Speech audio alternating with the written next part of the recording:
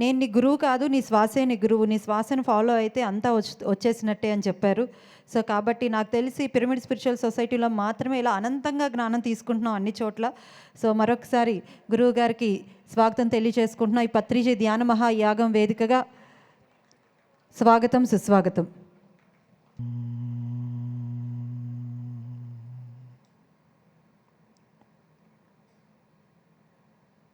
శరదిందు వికాస మందహాసాం స్ఫురదిందీవర లోచనాభి రామా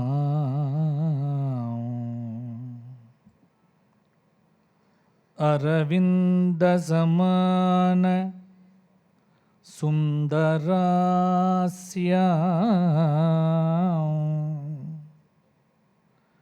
అరవిందాసన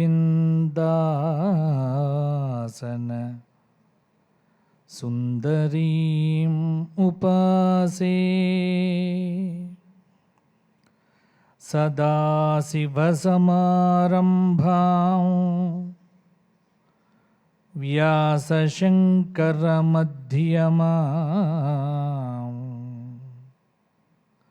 అస్మదాచార్య పర్యంతం వందే గురు పరంపరాం.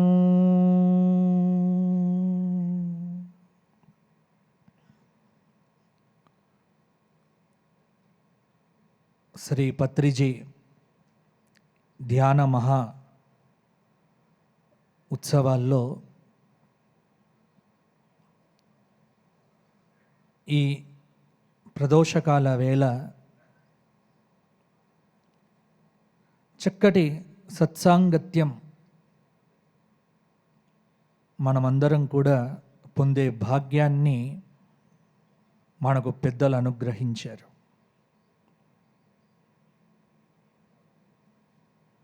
ఒక వ్యవస్థను నిర్మించాలి అంటే ఎన్నో అవస్థలు పడాలి.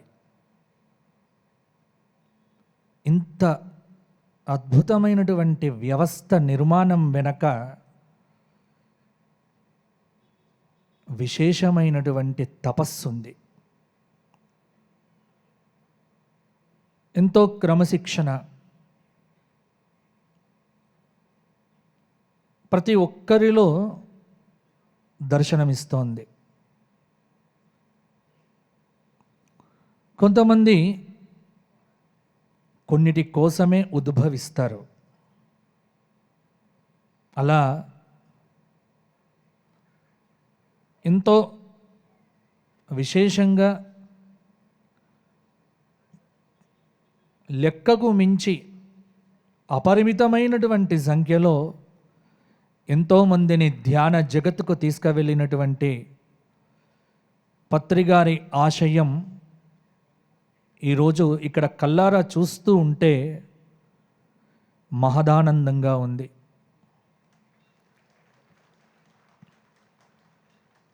ముఖ్యంగా ఒకానొక సందర్భంలో వారితో పరిపూర్ణంగా సంభాషణ చేయడం జరిగింది. 2011 నేను వెంకటేశ్వర భక్తి ఛానల్లో జనరల్ మేనేజర్గా ఉంటూ వారితో ఒక మంచి కార్యక్రమం, ఆ సందర్భంలో శాకాహారం తీసుకోవటం దాని విశేషాన్ని అసలు ఈరోజు ఈ లోకంలో విశేషంగా ప్రచారం చేసినటువంటి వ్యక్తి, శక్తి, ఉద్యమ నిర్మాత, కర్త, కర్మ, క్రియ శ్రీ పత్రిజీ గారే.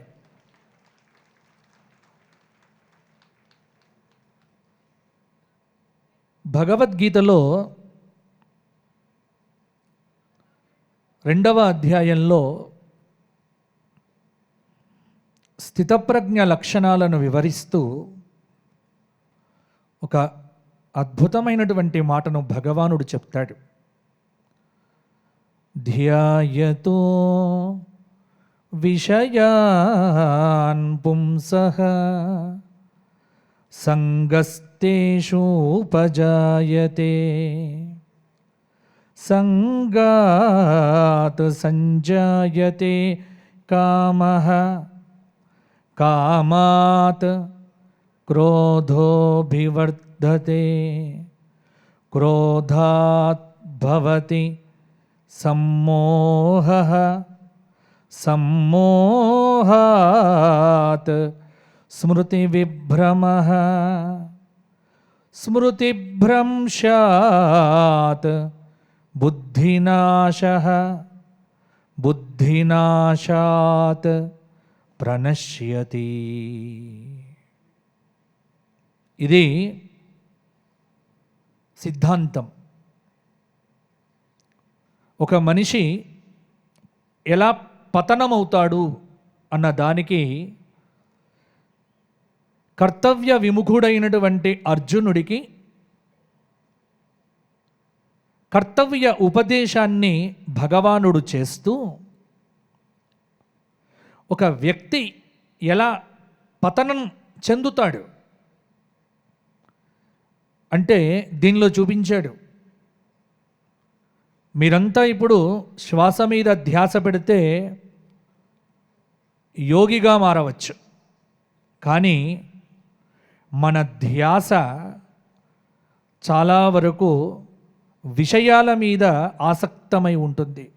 ధ్యాయతో విషయాన్ పుంసః సంగస్తేషూపజాయతే.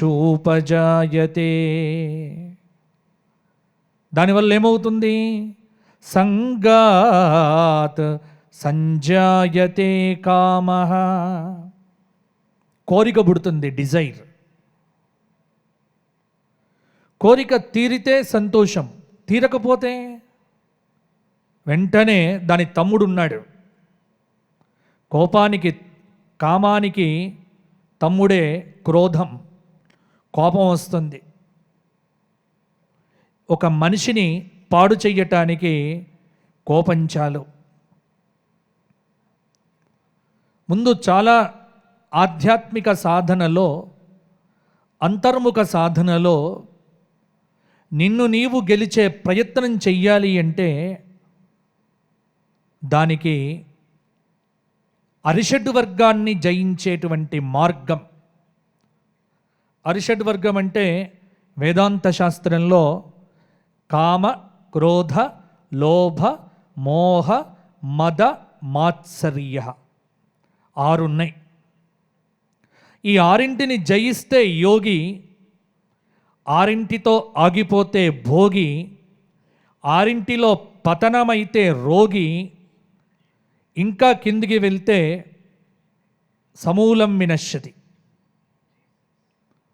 ఈ రోజున మానవుడి ప్రవర్తన అగమ్య గోచరం. చాలా పతనం చెందాడు మానవుడు. నాకు ఆనందం ఏమిటి అంటే వచ్చే ముందు అంటే చాలా సందర్భాల్లో అనేక సంవత్సరాలుగా నాకు ఆహ్వానం వస్తోంది, కానీ రావటానికి కుదరలే అనేక కార్యక్రమాల వల్ల. మొదటిసారి ఇక్కడికి రావడం జరిగింది. చూసిన తర్వాత నాకు అర్థమైంది ఎంత వ్యవస్థ. అన్నపూర్ణమ్మ ఇక్కడ ఉంది. కారణం ఏమిటి అంటే అంతమంది భోజనం చేస్తూ ఉంటే అన్నపూర్ణమ్మ ఎక్కడుంటుంది? ఇంకా సాక్షాత్తు ఇక్కడే అన్నపూర్ణాదేవి ప్రతి ఒక్క మనిషి లోపల సర్వ చైతన్య రూపాం తాం ఆద్యాం విద్యాంచ ధీమహి బుద్ధిం యా నః ప్రచోదయాత్ అని దేవి భాగవతంలో చెప్పినట్టుగా ఇంతమంది అంటే దాదాపుగా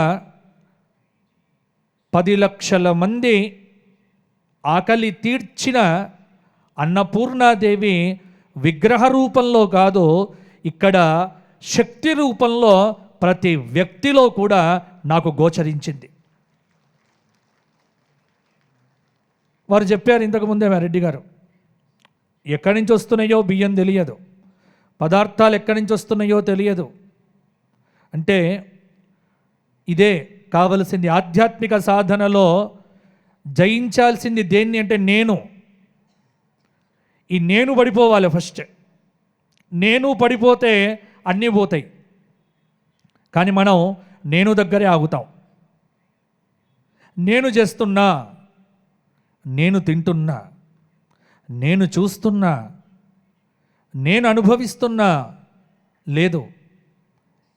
నేను పడిపోయిన రోజున ఈ ప్రపంచమంతా నీకు ఆనంద పరిమళములతో నిన్ను అక్కున చేర్చుకుంటుంది ప్రకృతి.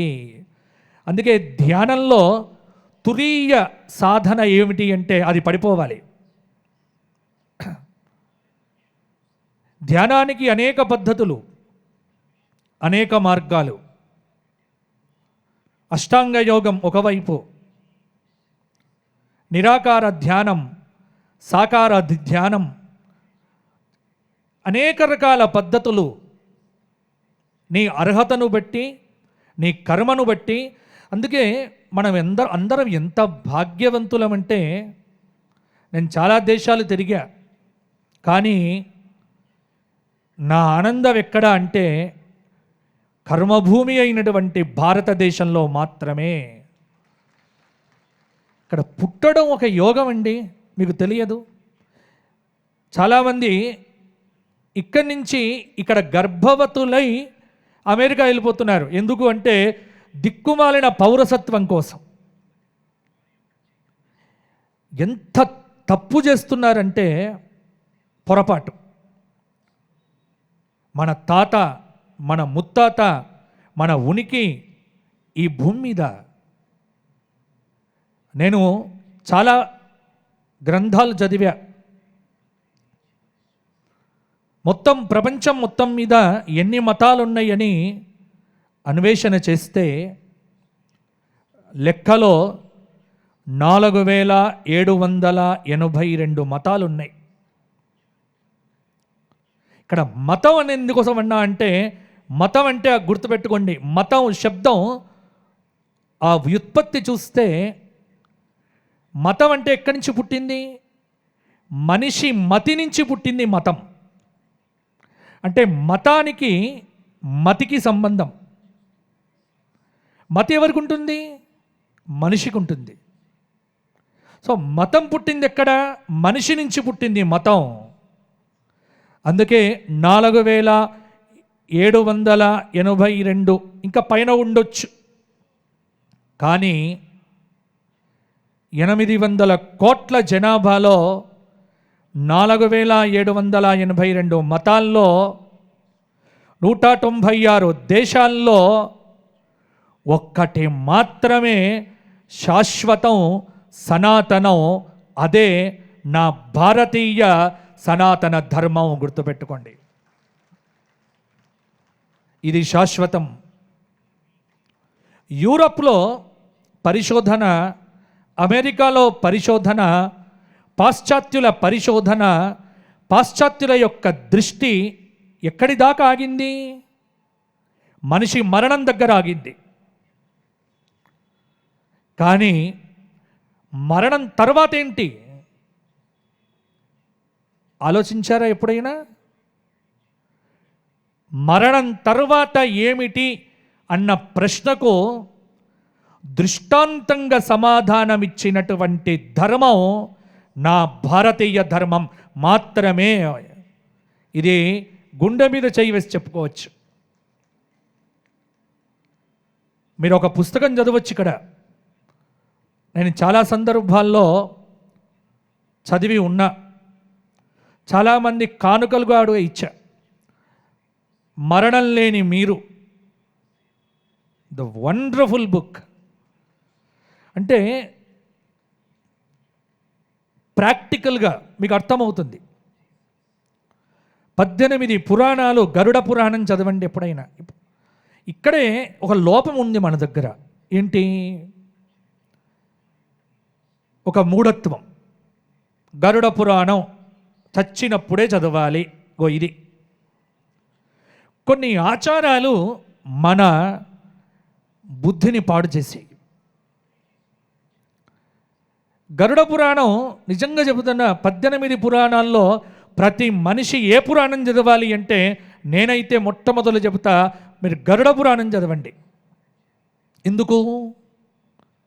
వెంటనే ప్రశ్న వస్తుంది, ధర్మ సందేహం నా బోటి వాడి దగ్గరికి, అయ్యా గరుడ పురాణం చచ్చినప్పుడే చదవాలి కదా, పిచ్చివాడా, చచ్చిన తరువాత కూడా నువ్వు బాగుపడాలి అంటే మొట్టమొదలు చదవాల్సిన పురాణమే గరుడ పురాణం రా బాబు.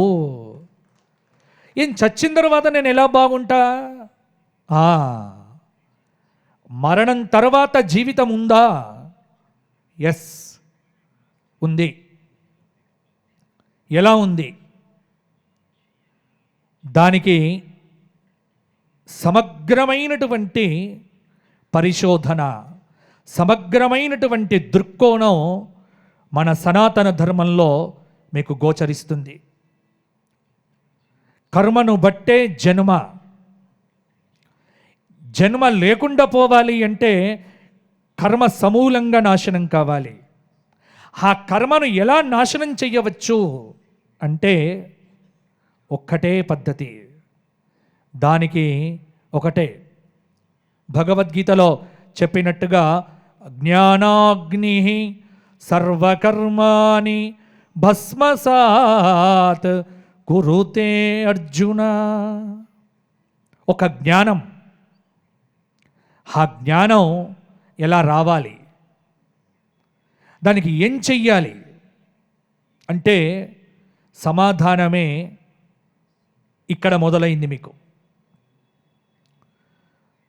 నాకు తెలిసి ఒక క్లిష్టమైనటువంటి సమస్య ఏర్పడితే ఆ సమస్యకు పరిష్కారం ఖచ్చితంగా ధ్యానంలో మీకు దొరుకుతుంది. మీకు విశ్వాసం కావాలి. మీ విశ్వాసమే మీకు శ్రీరామ రక్ష. ప్రహ్లాదుడు భగవత్ సాక్షాత్కారం ఎలా పొందాడు అన్న ప్రశ్న వస్తే అక్కడ భాగవత పురాణంలో ఆ జడమైనటువంటి స్తంభము నుండి భగవానుడు రావటం ఇది కథ. కానీ ఆ కథకు సంబంధించినటువంటి మూల సిద్ధాంతం మీరు చూడండి. అక్కడ ప్రహ్లాదుడి యొక్క అస్తిత్వం మూలం విశ్వాసం. అడిగాడు, ఎక్కడ హరి, ఎలా ఉన్నాడు హరి అంటే సమాధానం ఎంత బాగా చెప్పాడండి. ఇందుగలడందులేడని, ఇందుగలడందులేడని సందేహము వలదు చక్రి సర్వోపగతుండు, ఎందెందు వెతికి చూచిన అందందే గలడు దానవాగ్రని వింటే. అండర్లైన్ చేసుకోండి అక్కడ. వింటే అంటే అర్థం ఏంటి? మీకు విశ్వాసం ఉంటే. విశ్వాసమే భారతీయతలో ముఖ్యం. విశ్వాసం లేకపోతే ఏ పని చేసినా వ్యర్థమే. ఇక్కడికి మీరు వచ్చింది విశ్వాసం మీదనే. ఎవరి మీద విశ్వాసం? పత్రిగారి మీద విశ్వాసం. పత్రిగారు చూపినటువంటి ధ్యానం మీద మీ అచంచలమైనటువంటి విశ్వాసం. ఆ విశ్వాసమే మీకు శ్రీరామ రక్ష. గుర్తుపెట్టుకోండి. సాధన 10 రోజులు అంటే మనకు అలవాటు ఉంది. చాలామందికి ఇదే అలవాటు. సీజనల్గా పుస్తకాలు చదివి మారిపోతూ ఉంటారు. కొన్ని రోజులు మంతెన సత్యనారాయణ రాజు గారు చదువుతారు. కొన్ని రోజులు రామ్దేవ్ బాబాది కపాలభాతి హా అంటారు. మళ్ళా విసుగొస్తుంది. కొన్ని రోజులు కాగానే ఖాదర్ వలీ గారి యొక్క మిల్లెట్స్ అంటారు. మళ్ళా 10 రోజులు కాగానే మొత్తం యూట్యూబుల్లో ఎవరెవరైతే వస్తున్నాయో అన్ని ప్రయోగాలు చేసి లాస్ట్కి ఒక రోజు అంటాడు, ఏది లేదు పో. ఇగో ఇది పొరపాటు. నీ ప్రయాణం సాఫీగా సాగట్లే. నీ ప్రయాణానికి మూలం లేదు. ఒక చోట మొదలు పెడితే దాన్ని పూర్తి చేసే దాకా వదిలిపెట్టకు. అలా ఉండదు. మనకేంటంటే ఈ రోజున ఇక్కడ చాలామందిని నేను అబ్జర్వ్ చేస్తున్నా, యువకులు కొంతమంది కనిపిస్తున్నారు, కానీ ఇంకా రావాలి. ఎందుకంటే ఈనాటి యువతలో కొరవడింది ఒక్కటే, ఏమిటి అంటే సహనం, ఓర్పు లేదు. పూర్తిగా లుప్తమైపోయింది. ఓర్పు, సహనం లేదు. ఇవేవీ లేనప్పుడు అంటే చాలామంది వాళ్ళ ప్రశ్న ఏమిటి అంటే, మనం సుఖంగా బతకడానికి ఏం కావాలి అంటే వెంటనే ఏం చెప్తారు మీరందరూ? సుఖంగా బతకడానికి ఏం కావాలి? డబ్బు అంటాం. కానీ డబ్బుతో పని లేకుండా సుఖంగా గడుపుతున్నటువంటి జీవులు, వ్యక్తులు కొన్ని కోట్ల మంది ఈ దేశంలో ఉన్నారు. ఎలా? కోడికి అలారం అవసరమా? కోడిని లేపటానికి అలారం అవసరమా? లేదు. ఎందుకంటే అది కనెక్ట్ అయి ఉంటుంది ప్రకృతితో. ఒక గంప పెట్టి, గంప కింద కోడిని పెట్టి చీకటి పెట్టిన ఎగ్జాక్ట్లీ బ్రాహ్మీ ముహూర్తం కాగానే ఖచ్చితంగా అది ఖచ్చితంగా కూస్తుంది. దానికి అనుసంధానమైంది. మనకిప్పుడు ఏంటి? నేను ఫేస్ వాష్ పూసుకుంటే అందంగా ఉంటా. ఫేస్ వాషులు లేని రోజుల్లో మన తాతలు అందంగా లేరా? చెప్పండి. దండ్ల పరుపు మీద పడుకుంటేనే ఆనందంగా ఉంటా. నులక మంచం మీద చిన్న గుడ్డ నెత్తిమి కింద పెట్టుకొని హాయిగా నిద్రపోయినటువంటి మన తాత ముత్తాతలను మర్చిపోయామే. వస్తువులు ఒక్కటే మనకి ఇవాళ ఆనందం అనుకుంటున్నాం. మన పిల్లల్ని చూడండి, ఫోన్ లోపల ఇంటర్నెట్ రాక చక్రంలాగా తిరుగుతూ ఉంటే ఈ ఫోన్ విసిరేస్తా అంటాడు వాడు. ఓపిక లేదు. అన్నం ఉడికేదాకా ఓపిక లేదు. చివరికి ఏమిటి అంటే, ఒకప్పుడు నేను 7 గంటలు ప్రవచనం చెప్పేవాడిని. నా శక్తి.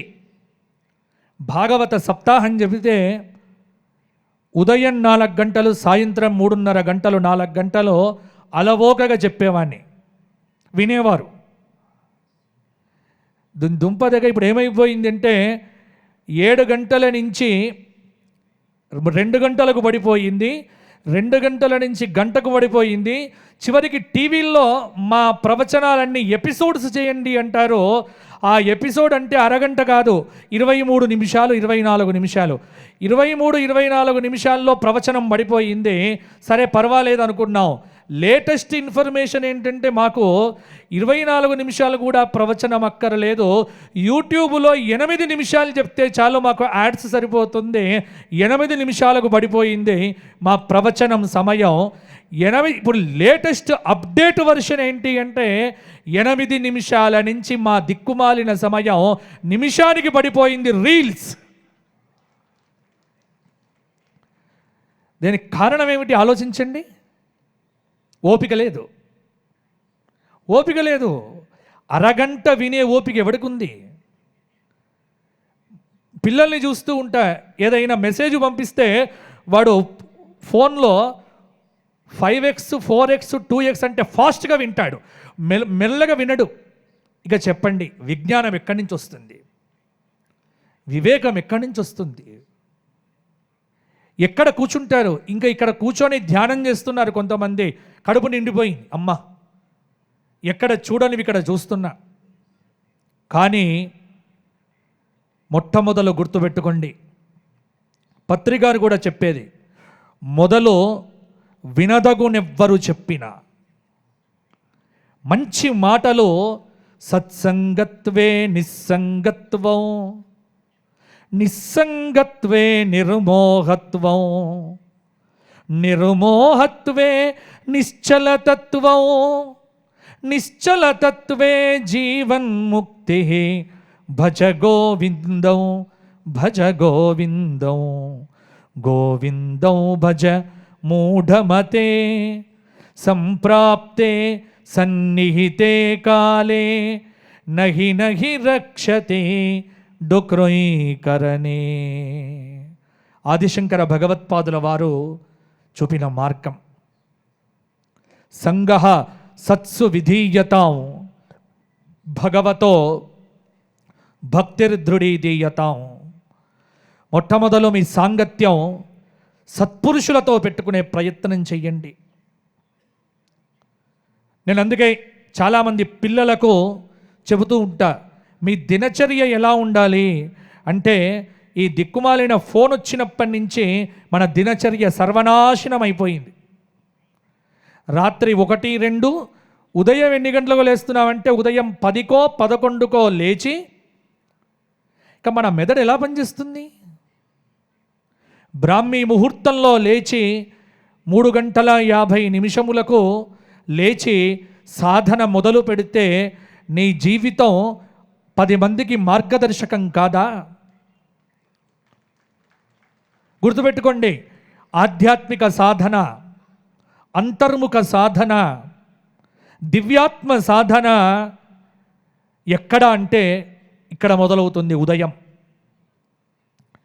సూర్యుడు ఉదయించకముందు మనం నిద్రలేవ్వాలి, చంద్రుడు ఉదయించే సమయానికి నిద్రపోవాలి. లోకంలో 84 లక్షల జీవరాశులు అన్నీ అవే చేస్తున్నాయి, ఒక్క మనిషి తప్ప. గుర్తుపెట్టుకోండి, ఒక్క మనిషి తప్ప. మనిషి మాత్రమే. అందుకే మొన్న అడిగాము, ప్రవచనం ఎవరికి కావాలి? కుక్కకు ప్రవచనం అవసరంలే, ఆవుకు ప్రవచనం అవసరంలే, పందికి ప్రవచనం అవసరంలే. ఎందుకు అంటే పంది పందిగానే బతుకుతోంది, సింహం సింహంగానే బతుకుతోంది. కానీ ఒక మనిషి మాత్రం ఉదయం కుక్కలాగా, మధ్యాహ్నం పందిలాగా, రాత్రికి సింహంలాగా, రోజులో ఎన్ని జంతువులుగా మారాలో అన్ని జంతువులుగా మారుతాడు. మనిషిలో ఉండవలసినటువంటిది ఒక్కటి మాత్రం వెతికినా దొరకట్లేదు. అదేమిటి అంటే మానవత్వం. ఆ మానవత్వం దొరకట్లే. మానవత్వాన్ని వెలికి తీయాలంటే ఒకటే అవసరం, అది మీరందరూ చేస్తున్నారు. ప్రశాంతమైన చిత్తంతో ప్రాతకాల ప్రభాత వేళ మీ మనసు యొక్క పొరలయందు ఏ అలజడి లేని సమయాన ప్రకృతిలో అణువణువ వ్యాప్తమైనటువంటి ఆ పరమాత్మ యొక్క దివ్య అద్భుత చైతన్య దీప్తిని ప్రపంచంలో మొత్తం పరివేష్టించినటువంటి ఆ దైవశక్తి యొక్క దివ్య మహత్తును మీరు పొందాలి అంటే ఖచ్చితంగా మీరు చెయ్యవలసినటువంటిది ఒకే ఒక్కటి, అదే అద్భుతమైనటువంటి ధ్యానం. గుర్తుపెట్టుకోండి, చెయ్యండి. ఎవరో అడిగారు మొన్న నన్ను, ఏమండి సనాతన ధర్మంలో ధ్యానం ఉందా? చెప్పండి, ఉందా లేదా? ఉంది. ప్రతి పూజలో ధ్యానం ఉంది. అసలు షోడశోపచార పూజ చేస్తారు కదా, ఈ షోడశోపచార పూజలో మొట్టమొదలు వచ్చేదేమిటి? ధ్యాయామి, ధ్యానం. మనం ఏం చేస్తామంటే, గమ్మత్తేమిటి అంటే అక్కడ పూజ చేసేటప్పుడు కూడా ఇక్కడే అవగాహన లోపం. ధ్యానం సమర్పయామి అంటాం. ధ్యానానికి సమర్పణ లేదు, ధ్యానాన్ని పొందడమే. ధ్యానం ధ్యేయం, ధ్యానం ఇవ్వటం కాదు. మనమేం చేస్తాం? ధ్యానం సమర్పయామి అనగానే గుప్పెడు అక్షతలు చేసి వేసేస్తాం. వెయ్యొద్దు. ధ్యానం ఏం చెయ్యాలి? ఇక్కడ చక్కగా రేచక, పూరక, కుంభక స్థితిలో అనులోమ విలోమ ప్రాణాయామం ద్వారా నీ లోపల జాగృతమైనటువంటి ఆ ప్రాణశక్తిని, ఆ ప్రాణాపాన వ్యానోదాన సమానాహ అనేటువంటి పంచప్రాణముల యొక్క స్థితిని, ఆ పంచప్రాణములలో ఉన్నటువంటి దివ్యాత్మ స్వరూప శక్తిని పరిపూర్ణంగా అనుభవిస్తూ వాటిని నీ స్వాధీనంలోకి తెచ్చుకునేటువంటి ప్రయత్నమే. అందుకే పూజలో ధ్యానం ఉంది, హోమంలో ధ్యానం ఉంది, మంత్రశక్తిలో ధ్యానం ఉంది. ప్రతి చోట ధ్యానం లేనిది ఎక్కడా చెప్పండి? ప్రతి చోట ఉంది. మేము మంత్రం ఇస్తాం. మంత్రం ఇచ్చేటప్పుడు శివపంచాక్షరి జపం ఉంది. శివపంచాక్షరి జపం చేసేటప్పుడు న్యాసం అంటాం.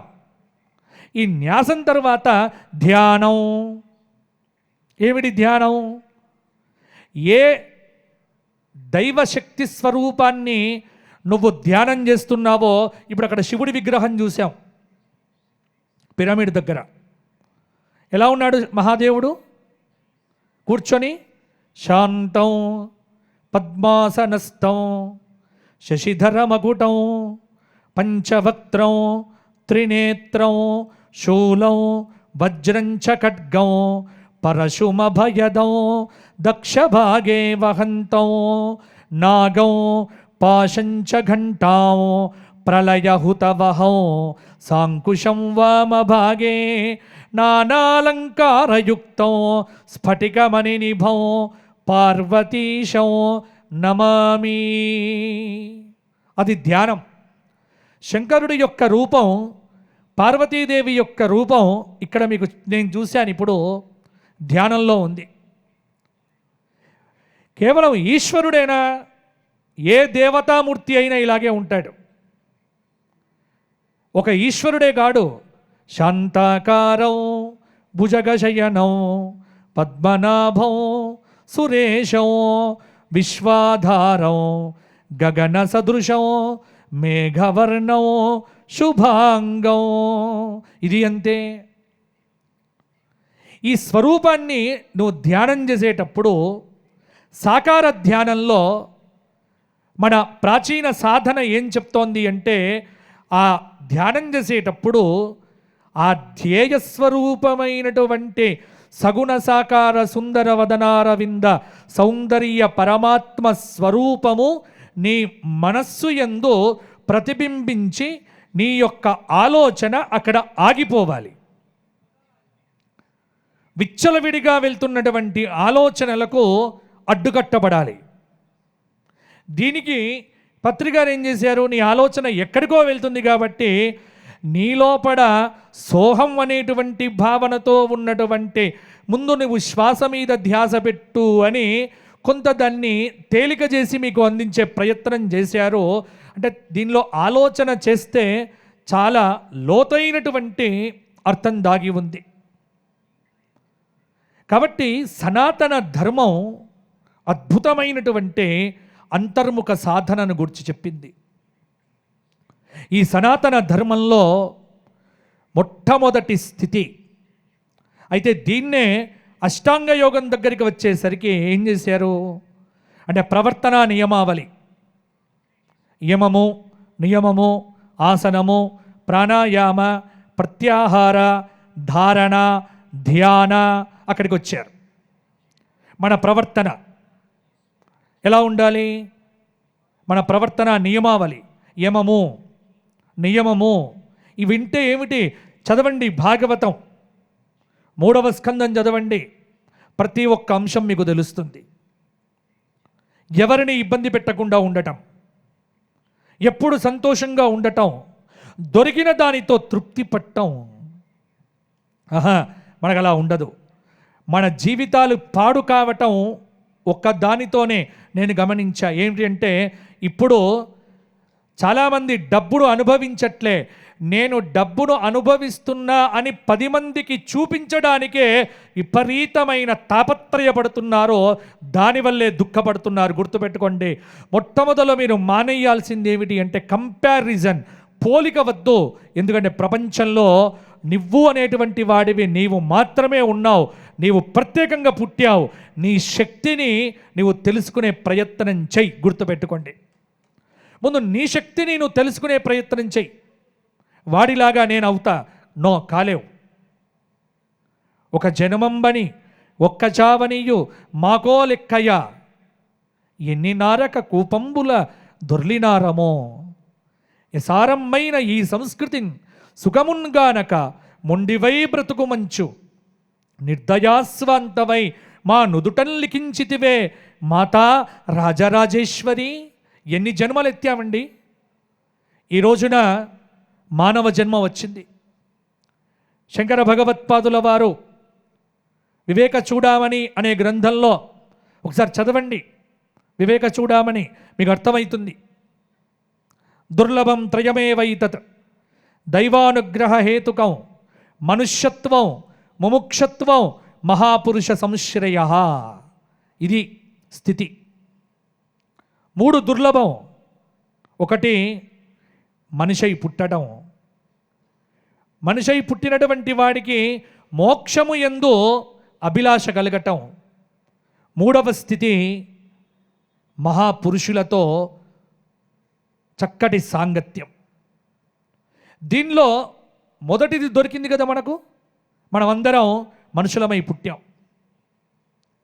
కాబట్టి ఈ మానవ జన్మ, అందుకే ఒక అర్థంలో చెప్పారు, మానవ అనే శబ్దానికి అర్థం ఏమిటి అంటే, ఒక పెద్ద ఆయన రాస్తాడు, నవ జన్మ మా ఇతి మానవ అన్నారు. నూతన జన్మ ఇక మాకు వద్దు అనడమే మానవ జన్మకర్తము అన్నాడు. బాగుంది. ఇంకో జన్మ పొందాలా? జన్మ లేకుండా ఉండాలి అంటే ముందు కర్మ పోవాలి. కర్మ పోవాలి అంటే నీ జన్మల యొక్క అజ్ఞానం తొలగిపోవాలి. ఆ అజ్ఞానం తొలగిపోవాలి అంటే ఖచ్చితంగా జ్ఞానప్రాప్తి నీవు పొందాలి. ఎప్పుడైతే జ్ఞానప్రాప్తి కలిగిందో ఇక అప్పుడు నీకు దుఃఖం అనేటువంటిది లేదు. దుఃఖాన్ని నీవు జయించగలుగుతావు. కాబట్టి ప్రపంచంలో ఇన్ని మతాలున్నప్పటికీ కూడా ఒక క్రమబద్ధమైనటువంటి ఆధ్యాత్మిక సాధన ఒక భారతదేశంలో మాత్రమే అద్భుతంగా విశేషంగా ఉంది అనటానికి ఇక్కడ ఇంకొక గొప్ప ఉదాహరణ మీకు చెబుతా నేను. ఏమిటి అంటే, భిన్న సంప్రదాయాలు, భిన్న మార్గములు, కానీ లక్ష్యం ఒక్కటే. ఈ రోజున మీరు గ్రంథాలు చదవండి. ప్రపంచంలో ఒక హిందువైనటువంటి వాడు ఎవరి మీదనైనా దండెత్తటానికి వెళ్ళాడా? ఏ మహారాజైనా చరిత్రలో మీరు ఎక్కడ చూడరు. ఎవరినైనా అన్యాయంగా చంపటానికి వెళ్ళాడా ఈ ధర్మంలో పుట్టినవాడు? లేదు. కానీ భారతదేశానికి మాత్రం కొన్ని వేల మంది తురుష్కులు, కొన్ని వేల మంది పాశ్చాత్యులు, అనేక దాడులు, అనేక పరిణామాలు, వీటన్నింటినీ తట్టుకొని 2024 వరకు కూడా తట్టుకొని నిలబడగలిగింది. అందుకే ఒక 4 ఏళ్ల క్రితం కరోనా అనేటువంటి వ్యాధి వచ్చినప్పుడు ప్రపంచమంతా ఒక పెద్ద అంచనా వేశారు. ఏమిటి అంటే, కరోనా వల్ల ప్రపంచంలో అత్యధిక మరణాలు వచ్చేటువంటి దేశం ఏదవుతుంది అంటే భారతదేశం అవుతుంది అని పాశ్చాత్య దేశాల్లో ప్రకటనలు చేశారు. కానీ విశేషం ఏంటంటే, అసలు కరోనా వచ్చిన తరువాత ప్రపంచంలో ఉన్న 140 దేశాలకు పైగా దేశాల వారికి కరోనా వ్యాక్సిన్ పంపించినటువంటి దేశం మేరా భారత్ మహాన్. ఇది ఎలా సాధ్యం చెప్పండి? ఎలా సాధ్యమైంది ఇది అంటే ఒక్కటే. మీరంతా అనుకుంటున్నారు మా వల్ల సాధ్యమైంది, మన వల్ల కాదు. హిమాలయ పర్వత పంక్తుల్లో కూర్చొని, శ్రీశైల శిఖరం లోపల కూర్చొని, అనేక మానస పర్వతాల మీద కూర్చొని, కేదారనాథ బద్రీనాథ గుహల్లో కూర్చొని ఉన్నటువంటి వేలాది మంది యోగుల యొక్క తపశ్శక్తి యొక్క నిదర్శనమే ఇవాళ భారతదేశ విజృంభణ. గుర్తుపెట్టుకోండి. వారి దర్శనం మీకు కావాలి అంటే చేసుకోవచ్చు. ఎలా చేసుకోవాలి? ఏమీ లేదు, ధ్యానమే. పరిపూర్ణమైనటువంటి ధ్యానంలోకి మీరు వెళ్ళండి. మహావతార్ బాబా అబద్ధమా? చెప్పండి. ఇప్పటికీ ఉన్నారే. వ్యాస భగవానుడు ఇప్పటికీ ఉన్నాడే. అశ్వత్థామ ఇప్పటికీ ఉన్నాడే. బలిచక్రవర్తి ఇప్పటికీ ఉన్నాడే. అశ్వత్థామ, బలిహి, వ్యాస, హనుమాన్, విభీషణ, కృప, పరశురామశ్చ సప్తైతే చిరజీవిన ఇప్పటికీ ఉన్నారు. Still alive. చూసిన వారు ఉన్నారు. ఆదిశంకరాచార్యుల వారు వ్యాసుడితో మాట్లాడారు. ఎప్పుడది? ఇప్పుడే. శృంగేరి పీఠం ప్రకారంగా 1200 సంవత్సరాల క్రితం. మొన్న వచ్చిన 1850లో వచ్చిన వాసుదేవానంద సరస్వతి మహారాజ్ టెంబేస్వామి వారు నర్మదా నదీ తీరంలో వెళ్తూ ఉంటే, గండ్రగొడ్డలి వేసుకొని ఒక వ్యక్తి వెళ్తూ ఉంటే ఆయనను చూచి నమస్కారం చేశాడు. ఆయనే అశ్వత్థామ. ఇప్పటికీ ఉన్నాడు. సంత్ తులసీదాస్ మహానుభావుడు అయోధ్యలో హనుమాన్ గడిలో రామచరిత మానస్ ప్రవచనం చెబుతూ ఉంటే, జయ హనుమాన జ్ఞాన గుణ సాగర, జయ కపీశతి హులోక ఉజాగర, రామదూత అతులిత బలధామ, అంజని పుత్ర పవనసుతనామ, మహావీర విక్రమ బజరంగే, కుమతి నివార సుమతికే సంగే. ఈ స్తోత్రం ఎక్కడిది? హనుమాన్ చాలీసా. హనుమంతుడు కనిపించినప్పుడు తులసీదాసు సాకారంగా చేసిన స్తోత్రమే హనుమాన్ చాలీసా. మొన్నటిది కాదా? ఆయనకు దర్శనం ఇవ్వలేదా? అంటే చెప్పండి, దీనిలో అసత్యం ఎక్కడ ఉంది? అంటే గుర్తుపెట్టుకోండి, ఈ రోజున మనల్ని కాపాడుతున్నటువంటి వారంతా కూడా దివ్య స్వరూపులు ఇప్పటికీ ఉన్నారు.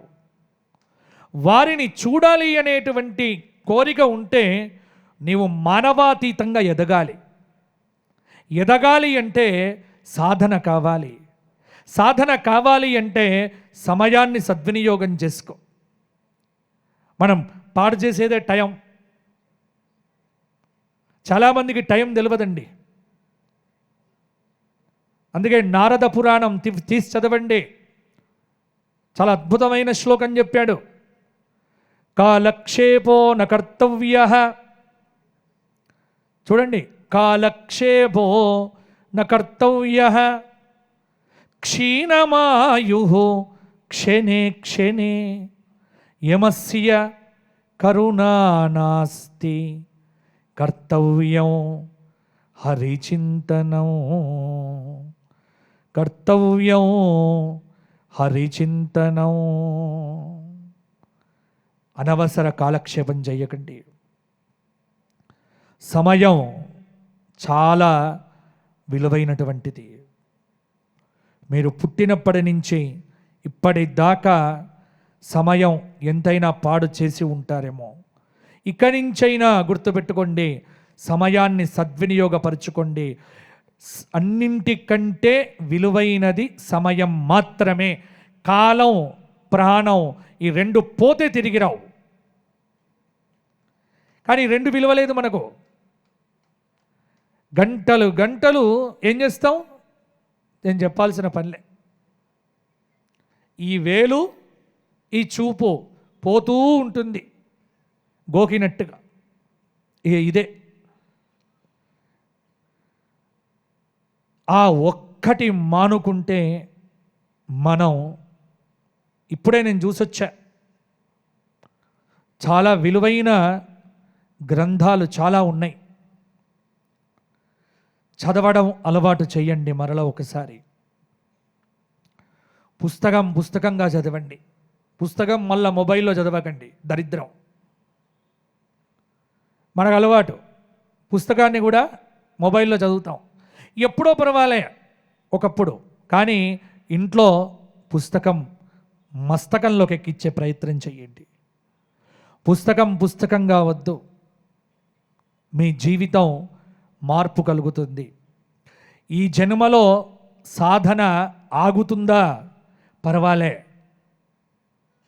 హఠాత్తుగా చచ్చిపోయాం అనుకోండి, పర్వాలే, భయపడొద్దు, దానికి మార్గం ఉంది.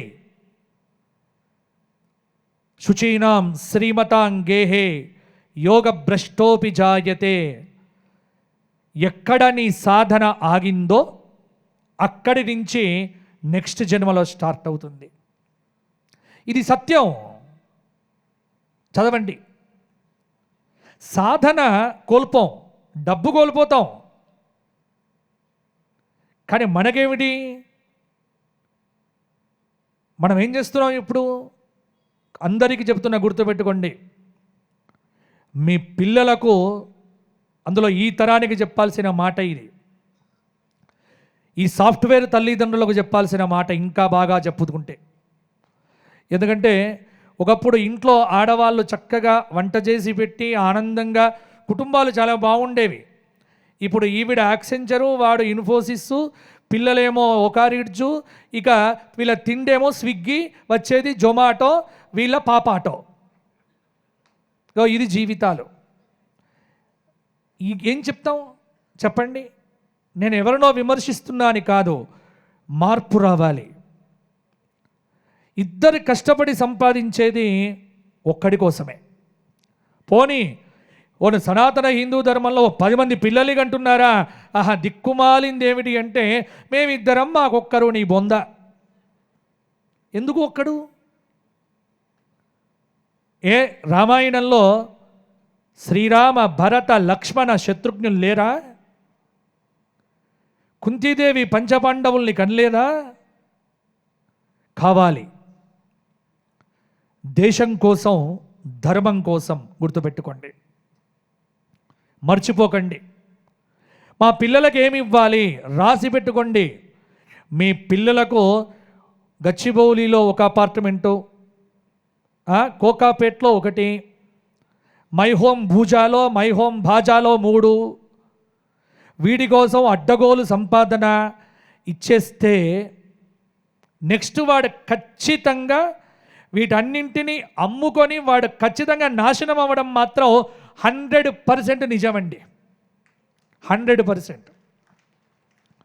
దీనికి దృష్టాంతం లైవ్ ఎగ్జాంపుల్ ఉంది, చూడండి.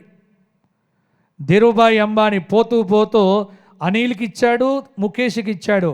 అనిల్ కింద ఉన్నాడు, ముఖేష్ పైన ఉన్నాడు. సంపాదన ఏముంది? డబ్బు. పిల్లలకు సంపాదించే బుద్ధిని ఇవ్వండి తప్ప అన్యాయంగా సంపాదించే ఇల్లులు మాత్రం ఇవ్వకండి. వంశాలు పాడు చేసుకోవద్దు. గుర్తుపెట్టుకోండి, మన జీవితంలో అన్యాయంగా సంపాదించిన, అందుకే జ్ఞానం ఎప్పుడు కలగాలి అంటే నేను చెబుతున్నా వినండి. మన ఇంటి డాక్యుమెంట్స్ని చూస్తున్నప్పుడు మన పై డాక్యుమెంట్లో మన ఫోటో ఉంటుంది, కానీ మన ఫోటో కంటే ముందు ఒక 5-6 ఫోటోలు ఉంటాయి. ఆ 5-6 ఫోటోల పక్కనే ఏముంటుంది అంటే లేట్ అని ఉంటుంది, పోయిన వ్యక్తులు అని. నెక్స్ట్ లేట్ నువ్వేరా బాబు. నెక్స్ట్ మనం ఆ లింక్ డాక్యుమెంట్లో పడతాం. కాబట్టి గుర్తుపెట్టుకోండి, పరిగెత్తకండి. పరిగెత్తి అన్యాయం వద్దు. న్యాయంగా, ధర్మంగా, మానవత్వంతో, యథార్థమైనటువంటి జీవితాన్ని జీవించే ప్రయత్నం చేస్తే నీ వంశము, నీ కుటుంబము బాగుంటాయి. తద్వారా దేశం బాగుంటుంది. ఒక్కటి మాత్రం నేను చెప్పగలను, ఏమిటి అంటే ఇవాళ మనం అనుభవిస్తున్న ఈ భోగం, ఈ అనుభవం, ఈ వైభవం అంతా కూడా మన శక్తి కాదు, మన తాత ముత్తాతల యొక్క ఆశీస్సులు, మన పెద్దల యొక్క త్యాగం. ఆ పెద్దల త్యాగాన్ని ఆదర్శంగా తీసుకొని మనం కూడా మన ముందు తరానికి, భవిష్యత్తు తరానికి ఇచ్చే ప్రయత్నం చేద్దాం. అదే నిజమైన ఆధ్యాత్మిక సాధన. గుర్తుపెట్టుకోండి, అటువంటి సాధన మీరు మొదలు పెట్టండి. కాబట్టి ఎవరి కోసమో సమయాన్ని పాడు చేసుకోవద్దు. మీకోసం మీరు బతకండి, మీ ఆనందం కోసం మీరు జీవించండి, చక్కటి ధ్యానం చేయండి. అనేక ప్రశ్నలకు, చిక్కు ప్రశ్నలకు సమాధానం ఒకే చోట దొరుకుతుంది. ఏమిటి అంటే నిశ్చలమైన సమాధిలో మీకు దొరుకుతుంది. రమణ మహర్షి దగ్గరికి వెళ్తే అరుణాచలంలో ఆయన ఉపన్యాసం ఇచ్చేవాడు కాదు, నాలాగా కూర్చొని. ఇలా కూర్చొని గంటసేపు మౌనంగా ఉండేవారు. మీలాగే కొన్ని వేల మంది అక్కడ కూర్చునేవారు. వేల మంది వేల ప్రశ్నలతో వస్తే రమణ మహర్షి లేచి బయటికి వెళ్ళే సమయానికి ఆ వేల మంది ప్రశ్నలకు వారి మనసుల్లోనే సమాధానం దొరకడం, ఇది మనం చూసాం. అది గొప్ప శక్తి, అది గురువుల శక్తి. అట్టి శక్తిని మీకు ఇవ్వగలరు గురువులు. ఎప్పుడు? మీరు ధ్యానంలో వారితో సమావేశమైనప్పుడు, మీరు ధ్యానంలో వారితో సత్సాంగత్యం ఏర్పరచుకున్నప్పుడు. ఎలా ఏర్పరచుకోవాలి అంటే ఏం లేదు, ఆదిశంకరుడితో మాట్లాడాలి అనుకుంటే ఆదిశంకర గ్రంథాలను చదివితే మన జీవితం ధన్యం. మన పెద్దలంతా మనకొక మార్గాన్ని చూపించారు, ఆ మార్గంలో మీరు వెళ్ళాలి అని కోరుకుంటూ, మనకు లలితా సహస్రనామం చెప్పింది ఏమిటి? అంతర్ముఖ సమారాధ్య బహిర్ముఖ సుదుర్లభ. చక్కటి నామమి ఈ నామం. దీనిలోనే ధ్యానం యొక్క స్థితంతా కూడా ఆవిష్కృతమై ఉంది. కాబట్టి అంతర్ముఖంగా మీరు ప్రయత్నం చెయ్యండి. ఖచ్చితంగా మీలో ఉన్నటువంటి ఆ దివ్య స్వరూపం అనేటువంటిది మీకు ఖచ్చితంగా లభిస్తుంది. చివరికి లభించేదేమీ లేదు, అజ్ఞానము విడివడుతుంది. అందుకే ఒక శక్తి, ఈరోజే నేను అనుకున్నా ఏమిటి, తాను ఈ లోకంలో ఖాళీ కావడం నిర్యాణం. అంటే తాను భౌతికంగా ఖాళీ కావడం నిర్యాణం, తన మతి ఖాళీ కావడం నిర్వాణం అని చెప్పారు. నిర్యాణానికి నిర్వాణానికి తేడా కేవలం యావత్తు వావత్తు మాత్రమే, కానీ చాలా తేడా ఉంది, అది గుర్తుపెట్టుకోండి. కాబట్టి చక్కగా ఈ ధ్యాన జగత్తులో సాధన చెయ్యండి, భగవద్ అనుగ్రహాన్ని పరిపూర్ణంగా పొందండి అని కోరుకుంటూ, చక్కటి సమావేశంలో మాట్లాడే చక్కటి అవకాశాన్ని ఇచ్చినటువంటి pyramid spiritual society, Maheshwara pyramid ధ్యాన జగత్ సత్సంగ సభ్యులందరికీ నేను నమస్కారపూర్వక ధన్యవాదాలు తెలియజేస్తూ, పత్రిగారికి నమస్కారాలు తెలియజేస్తూ నా ప్రవచనాన్ని ఇంతటితో విరమిస్తున్నాను. జై శ్రీరామ్, జై శ్రీరామ్, జై శ్రీరామ్. అనాయాసేన మరణం వినా దైన్యేన జీవనం దేహి మే కృపయా శంభో త్వయి భక్త్యం అచంచలాం.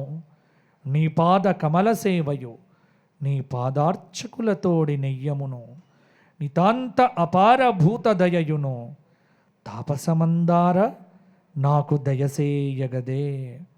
భారత్ మాతాకి జై, భారత్ మాతాకి జై, భారత్ మాతాకి జై. మరి పత్రిజీ ధ్యాన మహాయాగం వేదికగా గురువు గారికి చిరు సత్కారం. Music please.